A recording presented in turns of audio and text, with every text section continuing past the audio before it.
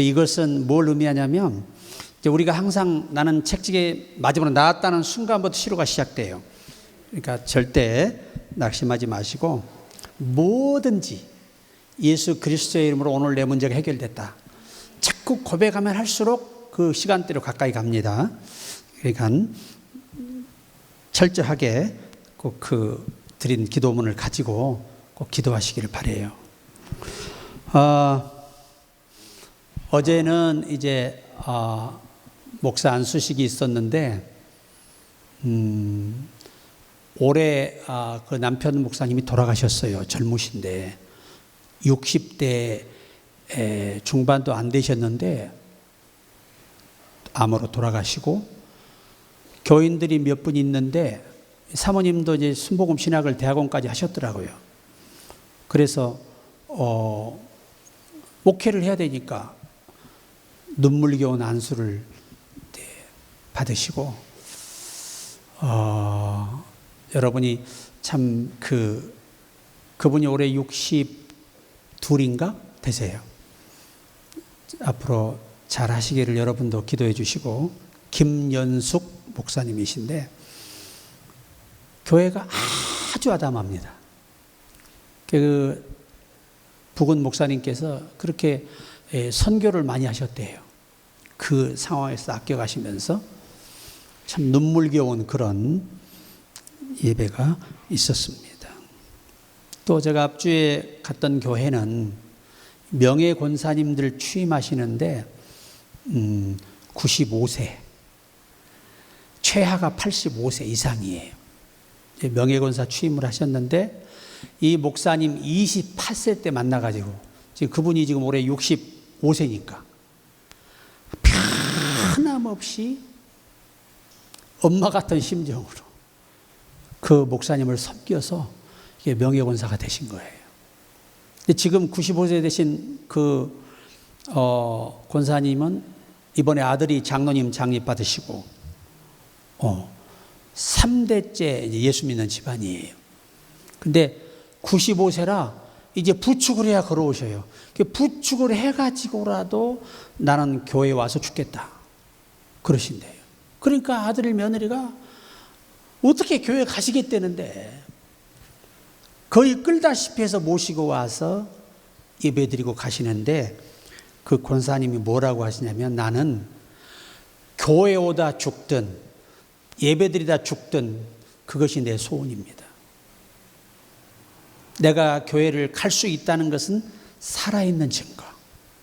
내가 갈 수 없을 때가 오면 나는 죽어 있을 것이고 짧은 인생 조금 더 내가 하나님께 충성하지 못한 것이 아쉽다.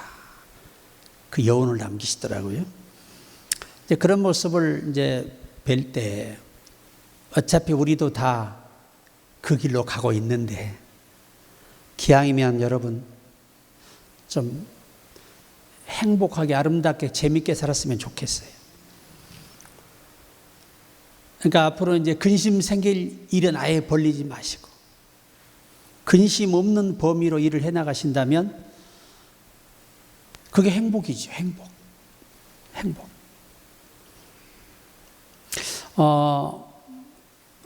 어제는 제가 이제 이 아침 7시쯤 됐나요? 어느 권사님이 전화가 왔어요. 목사님, 제가 사실은 3일 연속 무지개가 피는 꿈을 꿨대요. 쌍무지개가 자기를 팽 둘러 가로막는 꿈을 3번을 꾸고 그 다음날 오후 2시가 됐는데 한 통의 전화를 받았답니다. 그 전화가 뭐냐면 자기 어려서 소꿉친구예요. 근데 그분이 미국 이 샌티아고에 사시는데 어떻게 연락하고 전화가 오셨대요. 그래서 얼마나 반가운지. 왜? 내 소꿉친구잖아요. 얼마나 그리워요.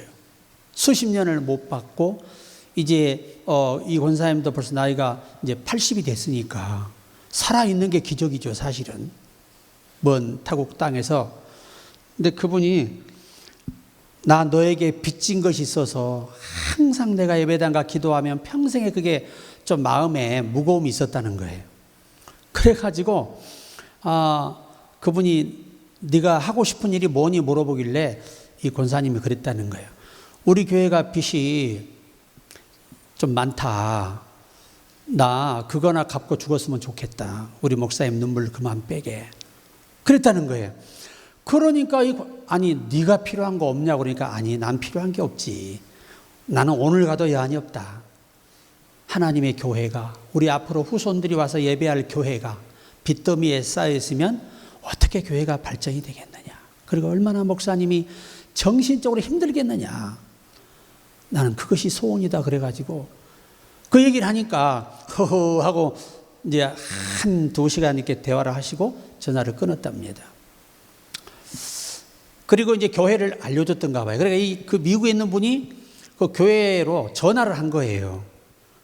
그 전화했더니 그 교회 한 70 지극히 되는 전도사님이 전화를 받았는데 물었대요.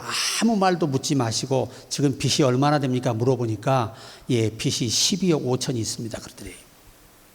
아, 그러시냐고. 알겠다고. 그리고 기도하겠다고 전화를 끊고 2달 있다가 이 권사님이 그 친구 권사님 통장으로 15억을 보낸 거예요. 빚 갚고 혹시 네가 아파도 네가 힘들어도 자식들 신세지지 말고 그렇게 살았으면 좋겠다. 이제야 내 마음이 편안하게 눈을 감을 것 같다 그랬는데요. 그분이 그 현금 보내고 2달 만에 돌아가셨어요. 그러니까 하나님이 마지막 죽음 앞에서 한 교회를 살리고 한 목회자를 살리고 사랑하는 친구를 살리고 세상을 떠난 거예요. 이것을 가리켜서 우리가 멋진 인생이라고 말하는 겁니다. 자기 욕심을 버리니까 친구가 그 장례비까지 다 해서 보내더라는 거예요. 네. 이게 무엇을 의미하느냐 하면 하나님은 예수 그리스도 안에서 그동안 우리가 쌓아놓은 기도들이 응답이 되는 거지. 우리가 헌신하고 봉사하고 제 의무를 다했던 것들이 쌓여서 응답으로 열매가 크게 오는 거지 한순간에 뚝딱하고 오진 않아요. 그렇기 때문에 여러분 자손들을 위해서라도 또 부모가 심으면 자손 대대가 천대의 복을 받잖아요. 천대. 이게 진리의 정석이에요. 자식들에게 어려운데 돈 몇 푼 주는 것보다요. 그들을 위해서 하늘에 심고 그들을 위해 기도해 놓으면 더 큰 복을 하나님은 주시는 겁니다. 이 성경의 약속이잖아요. 성경의 약속. 그러니까 우리처럼 1대는 힘든데 우리 아이들의 2대는 더 복을 받지요. 왜? 부모가 심은 게 많잖아요. 그래도 아멘들이 없네. 어쨌든 어떤 상황에 있든 자신의 양심에 비춰 하나님께 내가 복을 달라고 할 만한 이 정석이 있어야 담대하게 구할 수 있고 하나님도 쾌히 우리의 기도를 들어주실 수가 있습니다. 자, 오늘 제가 길이요 진리요 생명이니 사실은 이게 이제 오늘 본문의 핵심입니다. 예수님은 3가지의 선언하시는데 자기가 누구인가를 선언하는 거예요. 나는 진리다. 나는 길이다. 나는 생명이다. 그런데 이 문법에 에코라는 단어가 적용이 되어 있어요. 이게 무슨 말이에요? 나는 내 자체가 진리고 내 자체가 길이고 내 자체가 생명이다. 이 뜻으로 번역을 해야 이게 맞는 거예요. 우리나라 성경의 뜻도 틀리지 않습니다. 이 시대에 우리가 사는 길을 보면 다 각자 길이 다르잖아요. 얼마나 많은 길이 있습니까? 성공의 길도 있고 행복의 길도 있고 또 부의 길도 있고 자신의 꿈을 이루는 그런 쾌거의 이 길도 있어요. 그런데 우리는 이러한 것들을 누리며 살면서도 갈등할 수밖에 없어요. 마틴 루터는 천주교의 사제였습니다. 사제. 그는 성경을 그때는 목회자만 읽지 성도는 못 읽었어요. 지급 자체가 안 되는 시대입니다. 근데 자기가 성경을 읽는데 자기 죄 문제가 해결이 안 돼서 너무 괴로운 거예요. 그래서 로마서를 읽다가 오직 의인은 믿음으로 말미암아 살리라.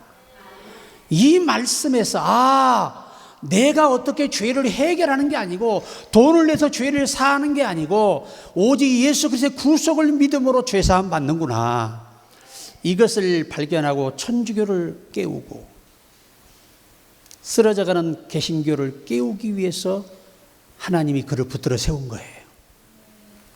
자, 루터가 99가지의 신교리를 만들었습니다. 성경을 정리한 거죠. 그런데 그 중에 천주교의 성향이 있는 부분들이 있었어요. 의식적인 거, 보이는 걸 중시하는 그 교리가 담겨 있었습니다. 이것을 하나님이 존 칼빈인 요한 칼빈을 불러서 완벽하게 절대 주권의 신앙으로 성경을 정립했습니다. 다 길이 있는 거예요. 오늘날 같으면 사도 바울도 천주교나 마찬가지죠. 천주교 사제나 유대교니까 의식 중심, 제사 중심. 그런데 그가 성령으로 다메섹에 부름받고 난 다음에 그의 진짜 길이 알려지잖아요. 너는 이방을 위한 나의 택한 그릇이라. 그러니까 우리가 자기 꿈과 욕망을 가지고 살아가는데 때가 되면 하나님이 당신이 정한 길로 사람을 턴시킨다는 거죠. 참 중요합니다. 그래서 우리가 가장 중요한 게 이 구원의 길이에요. 구원의 길을 정확하게 정립을 해야 됩니다. 예수 그리스도가 내 죄를 대신해 죽으셔서 피 흘려 내 죄를 사했음을 믿고 신뢰하는 겁니다. 이게 죄사함의 가장 큰 근본적인 문제 해결입니다. 그리고 그가 부활하심으로 내 영이 죽었다가 다시 거듭났다는 사실을 믿는 것입니다. 그가 부활하심으로 사망에서 생명으로 옮겼느니라. 이 말씀이 그 말씀의 의미를 주고 있습니다. 첫째, 우리는 예수님은 길이시다. 예수님은 자기가 내가 길이며 내 자체가 길이다. 원문의 번역본을 보면 그렇습니다. 자, 길은 사람을 목적지에 이르게 하는 통로예요. 통로. 굉장히 중요합니다. 죄로 인해 하나님과 단절된 우리가 하나님께 나아갈 수 있는 이 길이 예수 그리스도의 구속을 믿는 거예요. 그게 하나님께 나아가는 길이 되어주는 거예요. 아무리 선행을 쌓고 종교 생활을 열심히 해도 인간의 노력은 선행으로는 하나님 앞에 갈 수 없어요. 그것은 여러분이 선행을 심은 만큼 이 땅에서 복을 주실 수는 있지만, 보상은 해주시지만 이것이 영혼을 구원하는 데는 의미가 있지 않아요. 오직 우리의 영혼을 구원하는 길은 예수 그리스도입니다. 천하 인간이 다른 이름으로는 안 되는 거죠. 그래서 우리는 예수님께서 십자가로에서 죽으심으로 우리의 영원한 천국의 길을 열어놓으심을 꼭 확신하시기 바랍니다. 그래서 히브리서 10장 20절에 보면 그 길은 우리를 위하여 휘장 가운데로 열어놓으신 새로운 살 길이요, 휘장은 곧 그의 육체니라. 예수님의 몸이 죽으실 때 하나님은 즉시 성막의 휘장을 갈라버리셨어요. 죄 때문에 그걸 막아놓으신 거거든요. 인간을 살리기 위해서. 그걸 열었으면 보면 다 죽어버리니까. 그 휘장이 열리고 오늘 이렇게 성전에 돌아 지성소인 이곳에 와 있어도 우리가 죽지 않고 성소에 앉아 계셔 죽지 않는 거예요. 이것이 예수가 열어놓으신 산 길입니다. 우리가 하나님께 나아갈 수 있는 이유는 우리의 의로움이 아니고 노력이 아니에요. 이것은 절대적인 하나님의 은혜로 예수 그리스도를 통해서 허락하신 것입니다. 자, 성경에는 구원의 길만 있는 게 아니에요. 우리 삶에도 막힌 길을 여시는 분이 누구냐? 하나님이십니다. 자, 고린도전서 10장 1절에 보니까 형제들아 나는 너희가 알지 못하기를 원하지 아니하노니 우리 조상들이 다 구름 아래 있고 바다 가운데로 지나며. 홍해가 막혀 있는데 인간은 상상할 수 없는 방법이에요. 상상할 수 없는 하나님은 길을 준비하고 계셨어요. 계획하고 계셨던 거예요. 그것이 그날 실현되는 겁니다. 뭘 통해서? 모세의 믿음을 통해서. 당신의 언약을 통해서 그 길이 열리는 거예요. 하나님은 어떤 상황에 있든 길을 만드시는 분이에요. 그 홍해의 길을 열어서 바다를 갈라서 길을 낼 줄 누가 알았겠어요? 사람의 머리로 이게 상상이 될 수 있는 일입니까? 근데 하나님이 보실 때 그건 너무 작은 일이에요. 우리가 볼 때는 크게 느껴지는데 하나님은 작은 일에 불과합니다. 근데 그 작은 일에 우리는 놀래고 환호하고 환상에 빠지고 감격에 빠집니다. 또 다니엘서 6장 27절에 보면 그는 구원도 하시며 건져내기도 하시며 하늘에서든지 땅에서든지 이적과 기사를 행하시는 이로써 다니엘을 구원하여 사자의 입에서 벗어나게 하셨음이라 하였더라. 사람이 볼 때 이미 다니엘은 죽었어요. 그죠? 여러분, 한 일주일 사자가 굶잖아요. 이성을 잃어서 그때는 이 분별력이 없어가지고 아무거나 막 물어 먹는데요. 일주일만 굶겨놓으면. 자, 그런 사자굴에 던져졌다 그러면 이미 더 떨어지는 순간에 사자들이 뛰어올라와서 그 땅에 떨어지지도 않고 다 먹어치워요. 여러분, 방백들이 다 던져졌을 때 한 시체도 땅에 떨어지지 않고 다 사자들이 모여서 들어서 다 먹어버렸어요. 얼마나 무시무시한 배고픔이겠습니까? 그런데 하나님은 천사를 보내서 사자 입을 봉하사 머리털 하나 상하지 않도록 길을 만드셨어요. 우리 하나님은 그런 분이에요. 안 되는 것 같은데, 다 끝난 것 같아도 거기에 역사하시는 하나님. 언제가 이 곡도 이제 제가 악보를 작성을 했습니다. 같이 이제 나눌 때가 있을 것입니다. 자, 그 다음에 우리가 사도행전 16장 26절에 보면 이에 갑자기 큰 진이 나서 옥터가 움직이고 문이 곧 다 열리며 모든 사람의 매인 것이 다 벗어진지라. 이 바울과 실라가 옥에 갇혀서 처음에 기도했어요. 여러분, 시편의 다윗이 했던 말씀을 기억하셔야 돼요.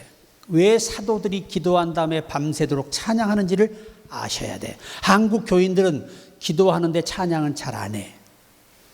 끝나고 그래서 응답이 없는 거예요. 시편 66편 20절에 말씀하지요. 하나님을 찬송하리로다. 저가 내 기도를 물리치지 아니하시고 내게서 인자를 거두지도 아니하시리라.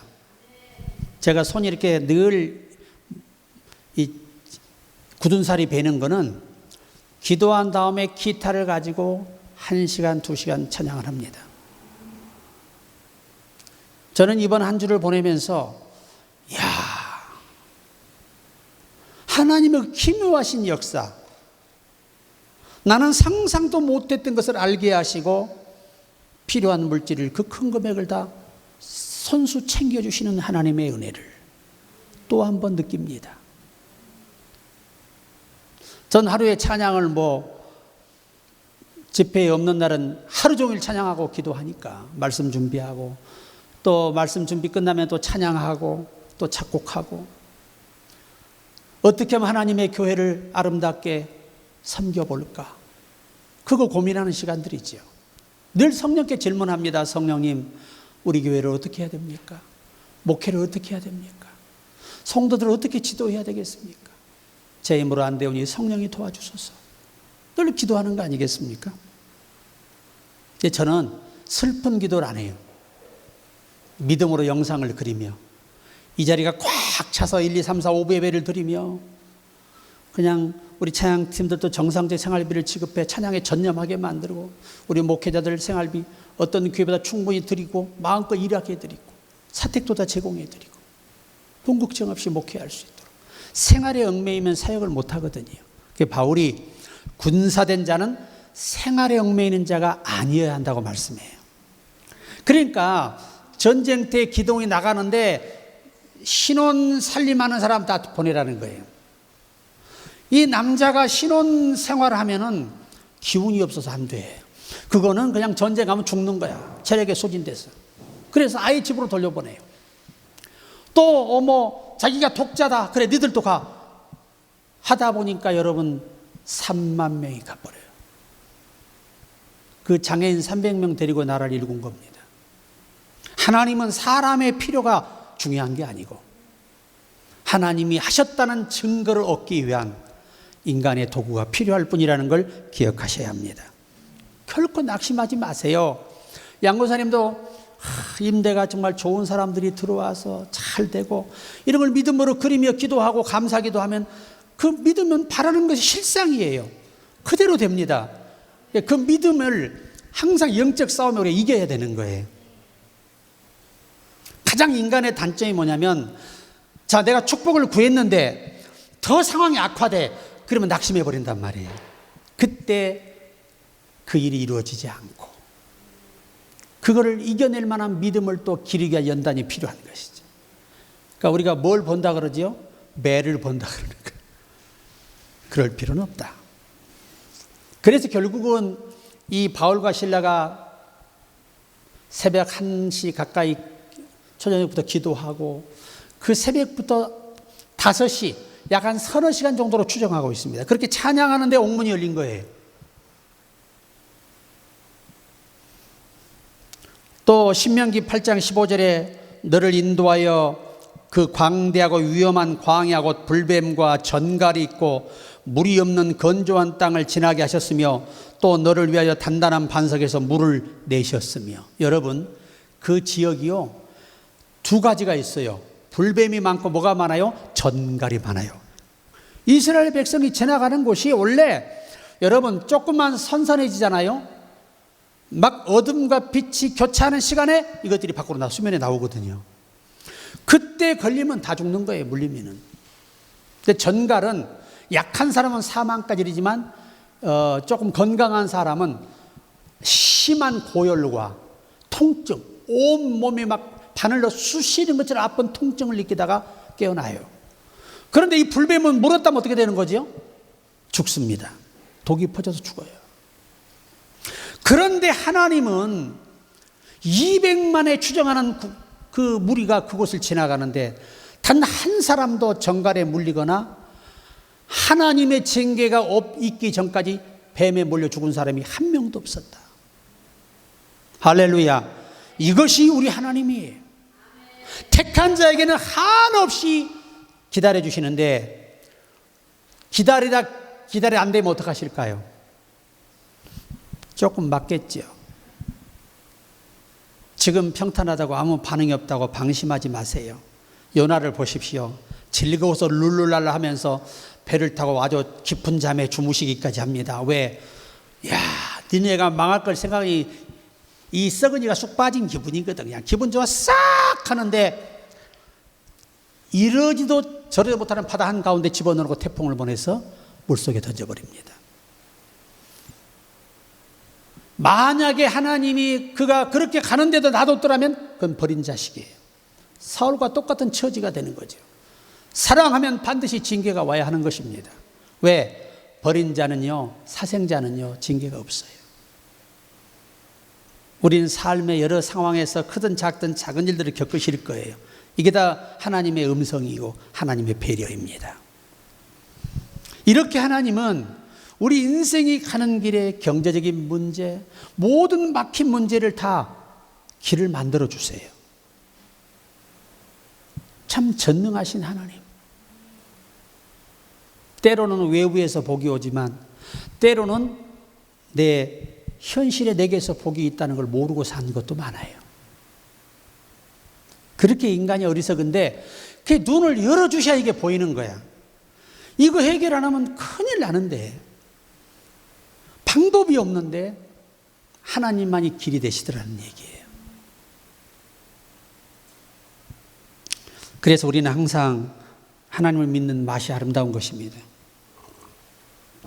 두 번째는 진리가 되십니다. 요한복음 16장 13절에 그러나 진리의 성령이 오시면 그가 너희를 모든 진리 가운데로 인도하시리니 그가 스스로 말하지 않고 오직 들은 것을 말하며 장래를 너희에게 알리시리라. 여기 이 단수 명사가 성령이 하시는 일이에요. 성령 외에는 어느 누구도 진리 가운데로 인도할 수 없어요. 단수 명사 원문에 오직 성령만 할 수 있는 일이에요. 천사도 못하고 여러분이 음성을 들어도 못하고 오직 성령 하나님만 진리를 우리에게 깨우치도록 되어 있습니다.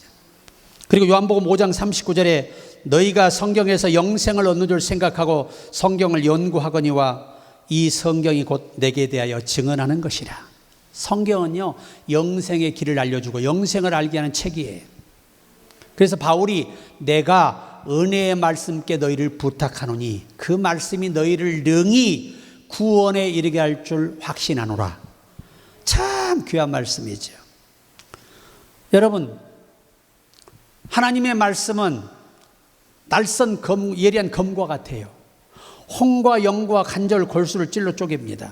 자, 제가 처음에 이 말에 이해를 못했는데 사람은요, 영과 혼이 있어요. 기능이 다 달라요. 근데 이것이 범죄함으로 인하여 사람의 마음이 영의 행세를 하고 있는 거예요. 그래서 이것을 정상적인 자리로 돌려내는 게 뭐냐? 하나님의 말씀이라는 거예요. 이 말씀이 찔러 쪼개는데, 자 보세요. 이 골수는 영과 같고, 관절은 영이에요. 영. 이 표현법이 그래요. 그 다음에 이 골수가 이 뼈는 뭐죠? 골수가 영이고 뼈는 이 마음, 관절, 뼈. 여러분, 이 골수가 뼈에 꽉 차 있어야 뭔 병이 없는 거죠? 골다공증이 없는 거지. 하여튼 뼈에 이 진액이 빠지면 그때부터 이제 인공관절을 넣어야 되고 온갖 고통을 겪게 됩니다. 이번에 안수 받으신 분도 이 관절이 안 좋아서, 왜 옛날에 순복음교회 교육자 되시기 전부터 무릎 꿇고 기도하는 분들이 많았거든요. 저도 많이 했었어요. 왜 다리를 저시더라고요. 이게 목회자가 되고 나면 이런 여러 가지가 불편해요. 그래서 제가 그랬어요. 지금부터 건강을 지키는 게 첫 번째 충성. 그러니까 꾸준히 치료하시라고 제가 말씀을 드렸고, 절대 의자에 앉아서 기도해야지 무릎 꿇고 하지 마세요. 미국의 연구 논문에 보면요, 미국의 크리스찬들이 이 다리에 장애를 입게 된 원인의 70%가 무릎 꿇은 것이에요. 무릎을 꿇는 순간 이 중량의 3배가 그 무릎을 누르는 거예요. 그래서 망가지고, 특히 금식을 하는데 무릎을 꿇었다, 이거는 그냥 사형언도예요. 옛날 분들이 다 그렇게 해가지고 다리가 휘고 힘들으셨던 거예요. 여러분, 주님은 이제 그런 어떤 모습을 보지 않고 중심을 보시기 때문에 다리 피고해도 괜찮고 누워서 해도 괜찮고 어디서든 기도하고 믿으면 그대로 되는 것입니다. 그래서 항상 우리가 예수님 자체가 진리시고 그분이 말씀한 모든 게 우리를 살리는 복음이에요. 마지막 세 번째는 예수님 우리의 생명이 되신다.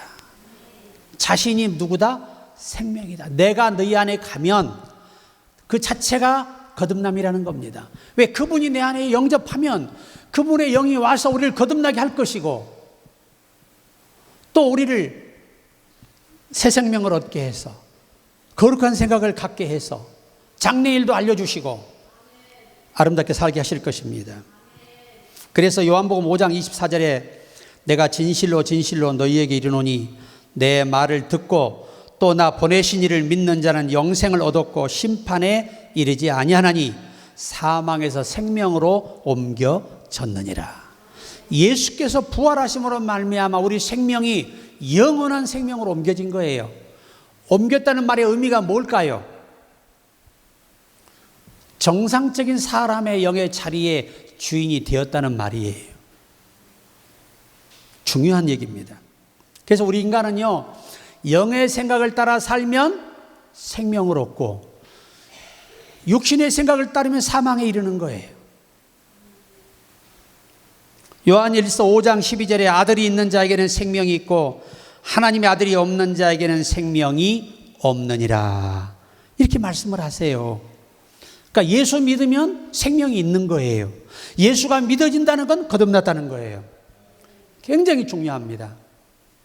그리고 인생을 바꿀 수 있는 예수님이 우리 안에 계신 걸 잊지 마시고, 지금 자기가 하는 일이 나이에 참 힘들고 버겁다면 하나님께 새로운 길을 미리미리 기도하셔야 합니다. 버거운 길을 갈 필요가 없어요.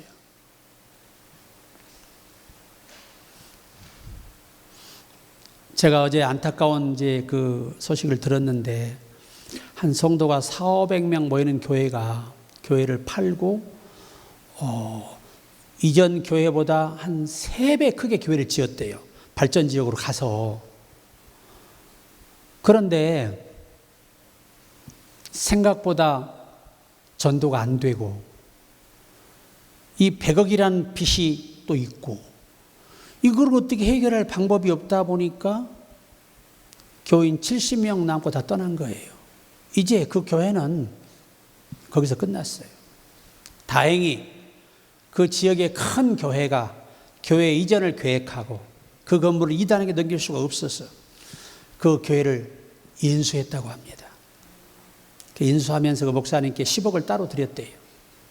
작게 한번 출발해 보시라고. 참 그런 교회도 있습니다. 그게 지도자와 그 장로님들이 깨어있는 교회니까 그게 되는 거지. 일반 교회에 누가 10억을 줍니까 따로. 참 그렇게 아름다운 곳도 있어요. 그래서 그분이 이제 은퇴가 다 돼서 목회는 못 하시고 조그마한 건물을 빚 없이 사가지고 후임자에게 물려주고 자기가 뒤에서 이렇게 잘 서포트하는 그런 아름다운 목회를 하고 있다는 것이에요. 안 될 것 같았는데, 끝난 것 같았는데 하나님이 길을 열어주셨어요. 이야, 참 극적으로. 그래서 당신도 스트레스에서 벗어나고, 스트레스가 없으니까 살 것 같더래. 그게 천국이더라는 거예요. 행복이 큰 데 있지 않더라는 거예요. 여러분, 돈으로 행복 살 수 없어요. 못 삽니다. 권력으로 행복 살 수 없어요. 가난하다고 불행한 것만은 아니에요. 그런데 가난하면서 병들고 가난하면서 빚지고 그러면 진짜 불행해져요. 특히 나이가 들어갈수록 취업도 안 되죠. 그러니까 우리가 정말 신중하게 기도하고 망대를 세우고자 할진데, 이제는 그 망대의 예산을 확보하고 시작하라는 겁니다. 예수님께서도. 그 말의 의미가 뭘까요? 항상 방해하는 사탄의 세력이 있다는 것입니다. 요즘 제가 이렇게 고민 없이 살 수 있는 것은 진짜 하나님의 은혜예요. 이건 정말 기적이 아니면 불가능한 일입니다. 웬만한 목사님 같았으면 시달리면요 다 병들어 쓰러지는데 저는 안 시달리잖아. 이거 하나님의 은혜가 아니군요. 있을 수 없는 일이에요. 정말 여러분, 피가 마르고 밥을 먹을 수 있으며 잠이 오겠어요. 그런데 하나님이 아무 근심 없도록 다 만들어 놓으셔서 얼마나 행복한지 몰라요.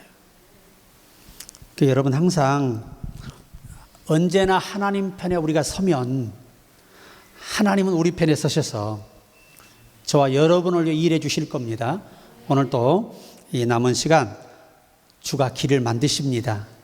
불가능을 가능케 하는 방법으로 길을 만드시는 분이에요. 그분과 함께 동행하기를 주의 이름으로 축원합니다.